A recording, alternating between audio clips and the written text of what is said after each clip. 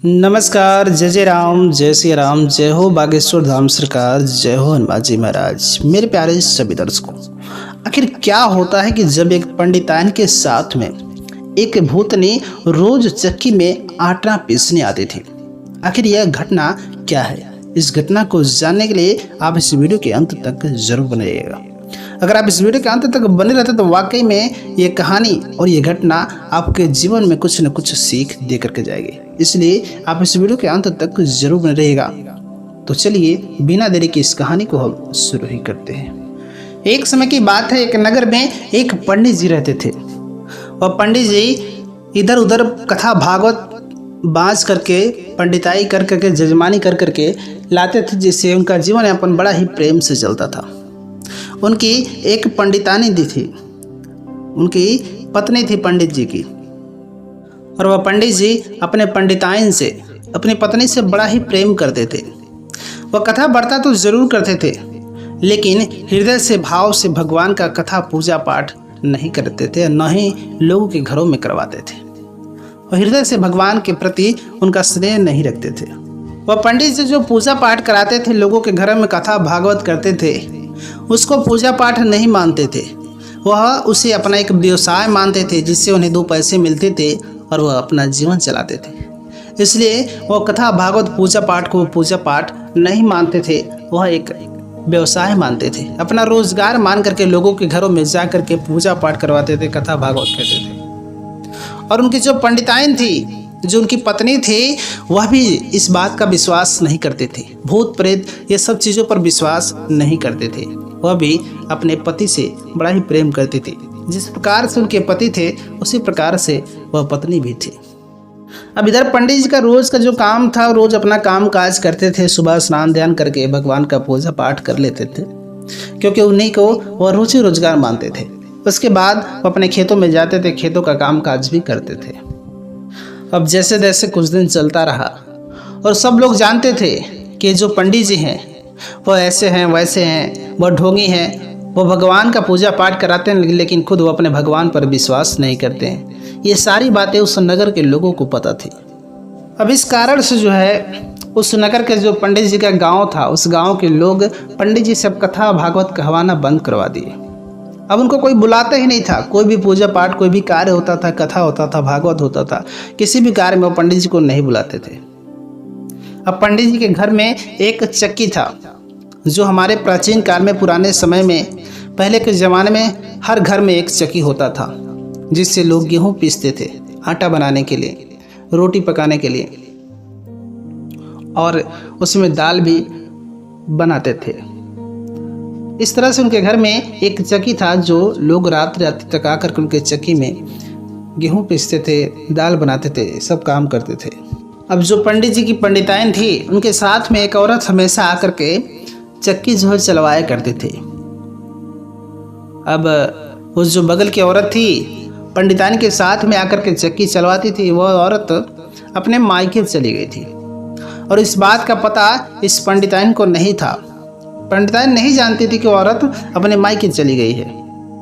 अब वह औरत तो अपने मायके चली गई रहती है, और इधर पंडिताइन को भी नहीं मालूम रहता है। लेकिन 2 बजे रात को दूसरी औरत आती है पंडिताइन के साथ में आटा चक्की चलाने के लिए। पंडिताइन को मालूम रहता है कि वही औरत है, लेकिन वह औरत नहीं रहती है। और वह औरत उस दिन घूंघट में आई रहती है, रोज घूंघट में नहीं रहती है। अब पंडिताइन कहती हैं कि क्या बहू रानी, अरे रोज नहीं घूंघट करती थी मेरे सामने, तुम आज क्यों घूंघट कर रही हो? आज ऐसी क्या तुमको हो गई जो मेरे सामने घूंघट कर रही हो? अब वह औरत पंडिताइन से कहने लगी कि देखिए पंडिताइन जी, आज पता नहीं क्यों मुझे बहुत शर्म लग रहा है, इसलिए मैं घूंघट काढ़ के आई हूँ। पंडिताइन ने कहा ठीक है, अगर तुम्हें मुझसे शर्म लग रहा है तो कोई बात नहीं, तुम घूंघट में ही रहो और आटा चक्की चलाओ। और ऐसे वो आटा चक्की चलाई और फिर चली गई। ऐसे करते करते जो है 1 सप्ताह बीत जाते हैं, 7-8 दिन बीत जाते हैं। हर रोज रात्रि में वह औरत आती थी घूंघट काढ़ करके, उस मतवा के साथ में, पंडिताइन के साथ में बैठ करके वह चक्की चलाती थी।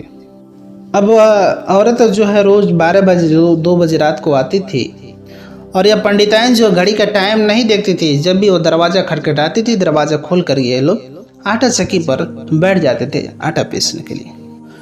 उसके बाद जो है वह पंडित जी जो थे उस औरत के घर पे एक दिन गए। औरत के घर पे गए तो बोले, अरे आपकी पत्नी कहाँ है? उसके पति से वह कहे कि अरे मेरी पत्नी और मेरी बहू मायके गई हुई हैं। और वह आदमी कहता है कि मेरी पत्नी और मेरी बहू को गए हुए 1 सप्ताह हो गए। अब तुरंत इस पंडित जी को बहुत जोर से करंट की झटका लगती है कि आखिर ये कौन औरत है जो रात्रि में 12 बजे 2 बजे आती है और मेरी पत्नी के साथ में बैठ करके चक्की चला करके चली जाती है, जब इनकी पत्नी है ही नहीं, वह मायके गई है। आखिर कौन आकर के मेरे घर में चक्की चलाता है? अब पंडित जी वहाँ कौन पानी पीता है, कौन क्या करता है? वह तुरंत वहाँ से उठे और भागे भागे अपने घर पे आए। घर पे आने के बाद अपनी पत्नी से कहे, सुनो सुनो सुनो, तुम जो है रोज चक्की चलाती हो, किसके साथ में चलाती हो? तो पंडिताइन ने कहा कि अरे भाई, जो बगल के शर्मा जी हैं उन्हीं की पत्नी के साथ में मैं रोज आटा चक्की चलाती हूँ। पंडित जी ने कहा, ये तुम्हारा भ्रम है, तुम रोज जिसके साथ में चक्की चलाती हो शर्मा जी की पत्नी नहीं है। अरे शर्मा जी की पत्नी और बहू दोनों 1 हफ्ते से अपने मायके गई हुई हैं, तो फिर भला वह लोग कैसे आ सकते हैं तुम्हारे साथ में आटा चक्की चलाने के लिए? पंडिताइन बड़ा आश्चर्यचकित हो जाते हैं। उन्होंने कहा कि ठीक है, मेरे को भी कुछ संदेह होता था, आज वह आएगी तो मैं उसका जांच पड़ताल करूंगा।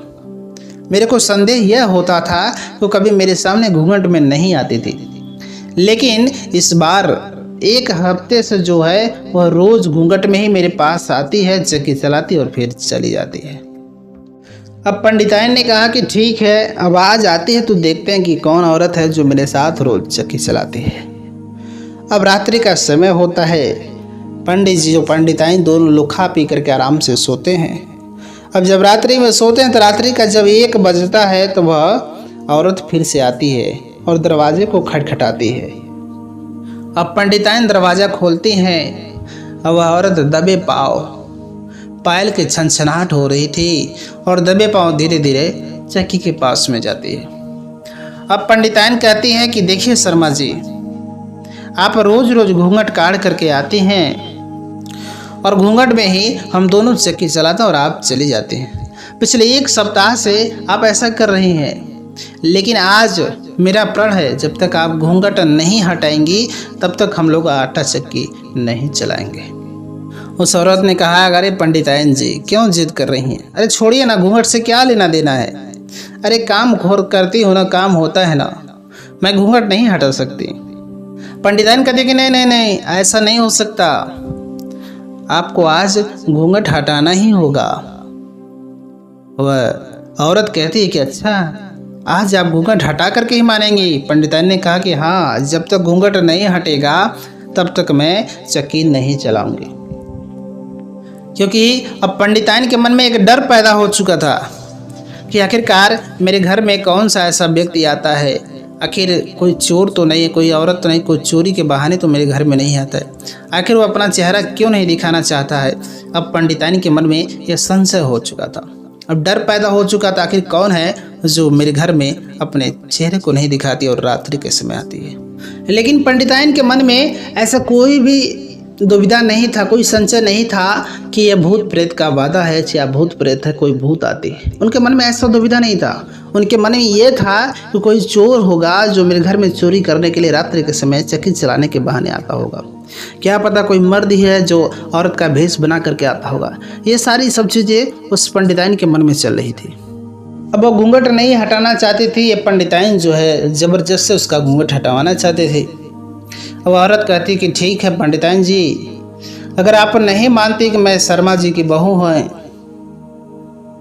तो चलिए बैठिए, चक्की चलाइए, आज मैं घूंघट आपको हटा करके चेहरा दिखा ही दूंगी। 2 बार चक्की चलाई, उसके बाद मैं आपको अपना चेहरा दिखा दूंगी। अब यह लोग चक्की पर बैठ गए, एक साइड पंडिताइन बैठ गई, एक साइड वह औरत बैठ गई।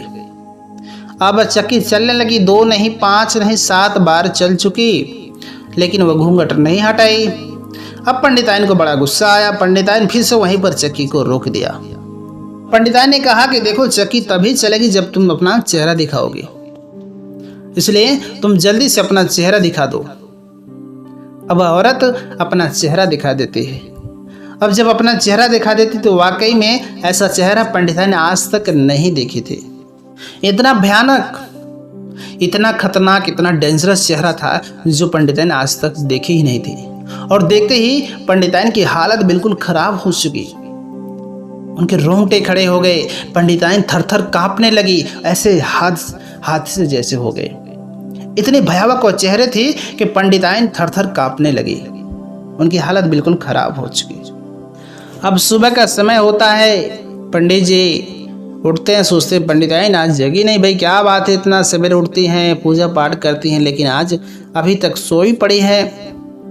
अब सुबह जाते हैं, पंडिताइन कह के बुलाते हैं, लेकिन वो पंडिताइन अगर होश में हो तब तो उठे और दरवाज़ा को खोलें। अभी पंडित जी लोगों को बुलाते हैं, दरवाज़ा को तोड़वा देते हैं। और जब दरवाज़ा तोड़वा देते हैं तो देखते क्या है कि पंडिताइन उस चक्की पर सर रख करके सोई पड़ी है। अब पंडित जी पंडिताइन को जगाते हैं कि अरे पंडिताइन, क्या हुआ, तुम इतना चक्की चलाई कि चक्की पर ही सो गई? अरे और कोई काम काज है क्या जो सुबह तक तुम सोई पड़ी हो? पंडिताइन बेजान हो चुकी थी। जब शरीर में जान हो तब तो पंडिताइन बोले या फिर उठे। अब पंडिताइन को जैसे ही पंडित जी उठाते हैं, पंडिताइन फिर से जमीन पर गिर जाती है। उनके शरीर में जान ही नहीं रहती है। वो पंडिताइन इस दुनिया को छोड़ करके चली गई रहती है, क्योंकि वो पंडिताइन आज तक ऐसा भयानक हादसा नहीं देखा था, ऐसा भयानक चेहरा नहीं देखा था। उस चेहरे को देखकर वह सदमा बर्दाश्त नहीं कर पाई, वो इस दुनिया को छोड़ करके चली गई। क्योंकि वह हर रोज रात में इस पंडिताइन के साथ में आकर चक्की चला करके जाती थी। वह कोई औरत नहीं थी, बल्कि वह एक भूतनी थी, एक चुड़ैल थी जो उस पंडिताइन के साथ में रोज चक्की चलाती थी। वह भूतनी जो है बगल के पेड़ पर बैठती थी, बगल के पेड़ पर रहती थी और इस पंडिताइन से बदला लेने की इच्छा जागृत कर रखी थी। और वह जो है अपना बदला ले ही लेती है, रोज चक्की चलाती है और अंत में जो है पंडिताइन को इस दुनिया से उठा देती है। ठीक उसी प्रकार उसी गांव में एक और भूत की घटना होती है। एक लाला जी रहते हैं। वह लाला जी अपने खेतों में जाते हैं, खेत का काम करते हैं, निराई गुड़ाई करते हैं। लेकिन जो है लाला जी के साथ में एक बगल में किसान थे। वो जो है लाला जी के साथ में उनके साथ ही जाते थे, खेतों में काम करते थे। अब ये लाला जी और उनके किसान मित्र जो थे वो दोनों मिल करके खेती बाड़ी किया करते थे। बड़ा अमन चमन से, सुख चैन से दोनों को बड़ा ही अच्छा लगता था। एक साथ दोनों लोग खेतों में जाया करते थे। अब हमेशा जो है लाला जी उस किसान को बुलाते थे, किसान को साथ में ले करके जाते थे, खेतों में काम करते थे। लेकिन गजब की बात तो तब हो जाती है कि जब एक दिन वह किसान जो मित्र था लाला जी का, वो खुद लाला जी को बुलाने के लिए आ जाता है। लाला जी ने कहा कि क्या भाई, इतने दिनों से आज तक तुम कभी मुझे बुलाने नहीं आए और आज जो है तुम मुझे बुलाने चले आए। वह किसान कहा कि अरे हाँ लाला जी, मैंने सोचा कि हमेशा आप आते हैं, क्यों ना आज मैं ही चलूँ आपको बुलाने के लिए। और रात्रि के 2 बज रहे थे। लाला जी ने घड़ी में सर उठा करके नहीं देखा, क्योंकि लाला जी बड़ा ही खुश थे। करे आज मेरा किसान मित्र मेरे से पहले जग करके मुझे जगाया है, ये कितने खुशी की बात है। वो खुशी के आगे किसी टाइम का ध्यान नहीं दिए। वह कहे कि ठीक है चलो खेतों में चलते हैं काम करने के लिए। अब दोनों लोग चले गए खेतों में, कुदाल चलाने लगे, खेत की निड़ाई गुड़ाई करने लगे। अब जो है लाला जी पूरे खेत को कोड़ दिए, लेकिन जो है सुबह नहीं हुआ। लाला जी बड़ा हैरान थे कि यार इतना काम कर दिया लेकिन अभी तक सवेरा नहीं हुआ, अब तक तो सवेरा हो जाना चाहिए। कुछ समझ में नहीं आ रहा है, ना तो कोई व्यक्ति आ जा रहा, ना तो चिड़िया चहक रही हैं, आखिर क्या है। अब लाला जी के मन में थोड़ी सी दुविधा आ जाती है, थोड़ा संशय हो जाता है कि आखिर मेरे साथ कुछ धोखा हो रहा है। अब लाला जी ने उस किसान मित्र से कहा कि अरे भाई किसान, आज क्या बात है, आज सुबह नहीं हो रही है। और किसान मित्र ने कहा कि लाला जी अरे आप घबरा क्यों रहे हैं, अभी सुबह हो जाएगी, चिंता की कोई बात नहीं, सुबह तो होएगा ही, आप काम करिए सुबह हो जाएगी। अब 1.5-2 घंटे हो जाते खेतों में काम करते करते। लाला जी के मन में डाउट हो जाता है कि शायद कुछ गड़बड़ है, इसलिए सवेरा नहीं हो रहा है। उसके बाद जब सवेरे के टाइम होता है, भोर का 4:30-5 बजता है, तो वह किसान मित्र जो था वह कुदाल लेकर के खेत में आता है। और जब खेत में आता है, लाला जी को खेत में देखता है तो कहते कि अरे लाला जी, तुमने आज मुझे जगाया नहीं, आज तुम अकेले खेत में चले, मुझे बताया तक नहीं। लाला जी ने कहा कि अरे तूने खुद मेरे को आया, मेरे घर से जगा करके यहाँ पर लेके आया है, कब से कुदाल चलाना सवेरा नहीं हो रहा था, और तू अभी तो वहीं पे कुदाल चला, तू कह रहा है कि मैं तुझे जगाया नहीं। वो कह रहा है कि मैं तो अभी आ रहा हूँ। लाला जी कह अरे अरे रे, क्या झूठ बोलता है, तो मेरे साथ तब से काम कर रहा है खेत में, तू कह रहा है कि मैं अभी आ रहा हूँ, और कभी से तुम वहीं पर कुदाल चला रहा, तू कह रहा है कि अभी आ रहा हूँ। लाला जी और उस किसान मित्र में बहस होने लगी। लाला जी ने कहा कि झूठ बोल रहा है तू, आखिर तूने ही तो मेरे को घर से जगा करके लाया और तू वहीं पर कुदाल चला रहा था। वह किसान मित्र कहता कि नहीं आप झूठ बोल रहे हैं, मैं ऐसा कुछ नहीं किया। अब जब सुबह होती है और जो दृश्य देखते हैं लाला जी, देख करके हैरान हो जाते हैं कि जहाँ पर वह किसान मित्र जो था, जो वहाँ पर कुदाल चला रहा था, कुदाल चलाने की आवाज़ भी आ रही थी, लेकिन एक भी खेत का निराई गुड़ाई नहीं हुआ था, वह खेत एक भी गोड़ा नहीं गया था। अब लाला जी इस दृश्य को देख करके बड़ा ही आश्चर्यचकित हुए कि आखिर मेरे साथ कौन था। वह समझ गए कि कोई ऐसी दिव्य आत्मा थी जो मुझे रात्रि के समय में किसान मित्र का रूप धारण करके मुझे जगा करके खेत में लेकर के आई थी। लाला जी को इस बात का आभास हो गया और भगवान का लाख लाख धन्यवाद करने लगे कि वह ऊपर वाले की ऐसी करिश्मा थी कि उनको कोई नुकसान नहीं पहुंचाया। वह दिव्य आत्मा जो धीरे धीरे लाला जी को अपने जाल में फंसाना चाहता था, लेकिन उसकी चाल जो है असफल हो जाती है, क्योंकि धीरे धीरे सवेरा हो जाता है और वह किसान मित्र खेतों में आ जाता है। किसान मित्र को देखते ही वह जो दिव्य आत्मा लुप्त हो जाती है, वह गायब हो जाती है, और इस तरीके से उस लाला जी के साथ में कोई घटना नहीं होती है, उनके जीवन में कोई परेशानी नहीं आती है। मेरे प्यारे सभी दर्शकों, हमारे जीवन में भी ऐसी कभी कभी घटनाएं होती रहती हैं। हमारे आसपास हमारे साथ भी कभी कभी ऐसी घटनाएं हो जाती हैं जिसे हम समझ नहीं पाते हैं। ये जो अदृश्य शक्तियां होती हैं जिसे हम देख नहीं सकते, वो कोई भी रूप धारण करके आपके पास आ जाती हैं। ऐसी घटनाएं हमारे समाज में होती रहती हैं। ऐसी कथाएं, ऐसी बातें हमारे जो बूढ़े बुजुर्ग दादाजी थे, दादा परदादा थे, उनके अगर आपके गाँव में हैं, उनके मुख से आप ऐसी कहानियाँ ज़रूर सुनेंगे। कुछ लोग होते हैं जो भूत प्रेत बाधा पर विश्वास नहीं करते हैं। मैं भी इस बात को पहले नहीं जानता था, नहीं मानता था, लेकिन हमारे साथ हमारे आसपास कुछ ऐसी घटनाएं होती हैं जिसे मानना पड़ता है। अगर आप भगवान पर विश्वास करते हैं तो ये सब सारी चीज़ों को आपको मानना पड़ता है। मेरे प्यारे सभी दर्शकों, ये कहानी आपको कैसे लगी कमेंट बॉक्स में ज़रूर बताइएगा। मिलेंगे हम आपसे एक और नई अच्छी कहानी के साथ में, तब तक के लिए नमस्कार।